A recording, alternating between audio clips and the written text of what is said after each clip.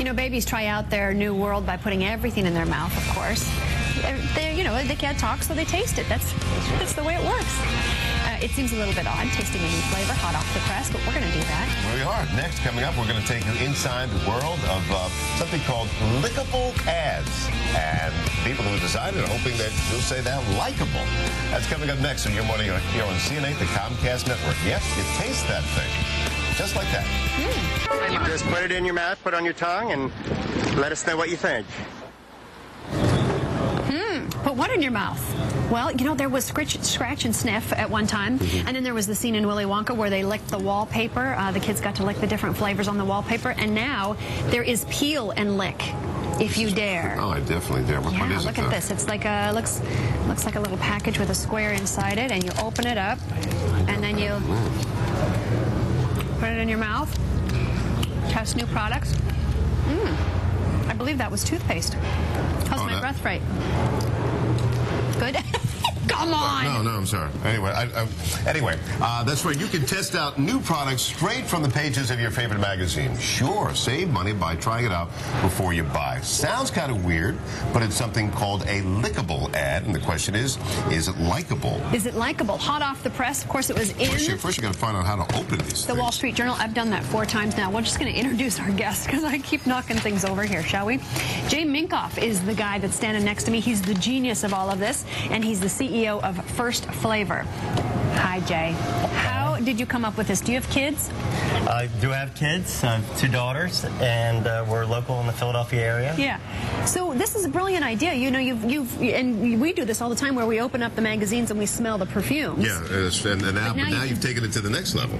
And we've been able to add the sense of taste to advertising. Although it's a little unlike the article in the Wall Street Journal, we're not peel and lick, it's actually peel and taste. Peel and taste. The consumer actually takes an advertisement and would that one's grape juice, right? Take a piece of edible film. It's edible film like a Listerine breath strip, or you see the little pharmaceutical products, and you place it right on your tongue and get the flavor of whatever the consumer product is that the company's trying to market. But there's a lot of people that would say, you know what, I'm looking at a magazine and now you're asking me to open it up and lick off of the thing that's inside. Yeah, but you take it out and hold it in your hand like that. But how do you make sure that someone doesn't? Thank you. How do you make sure that someone doesn't like do this halfway and put it back?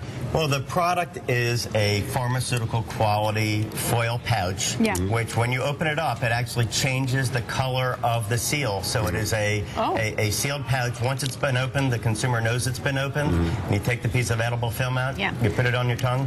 Plus, it's hard to close that back up again. It dissolves right away, and it gives you a burst of flavor. Is this a spin-off of the little breath mints that people used to buy? Well, like the breath strips. There were the Altoid strips that Wrigley has, which are not on the market anymore.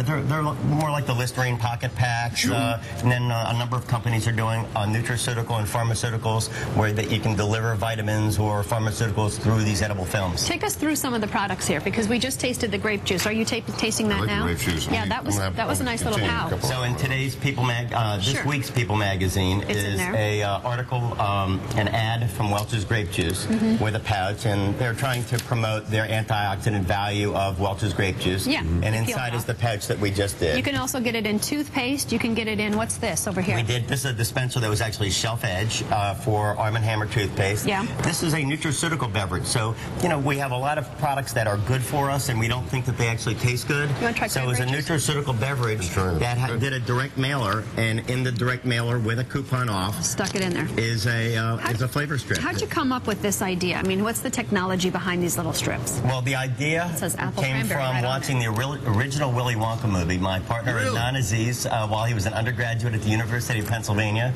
was watching the original Willy Wonka when Gene Wilder's taking some kids down the hallway and says the bananas taste like bananas and the strawberries taste like strawberries. Taste like snozberries. And in the snozberries, exactly. Do you think this is going to spread to all magazines that basically they're going to adapt this idea? This is, if you think of the scratch and sniff and the scented inks, this will become a very commonplace way of marketing anything that is taste differentiated and over the counter, like a children's medicine, alcoholic beverages. We actually had in Rolling Stone to promote the launch of the TV show Kane. Sure. Yeah, CBS did a mojito strip. Alcoholic beverages with no alcohol in it. Oh, with no alcohol. And we actually did a Jay, thanks for being with us. We're out of time, but this has been a lot of fun. And obviously, it's very popular and heading to all these different magazines. That's thank cool. you, Connie. Thank you, Greg. Thanks for being here. Appreciate it. The CEO of First Flavors joining us this morning, satisfying, so to speak, I guess, our curiosity buzz. Yeah, that's crazy, but good. Hey, think you've got the next idea for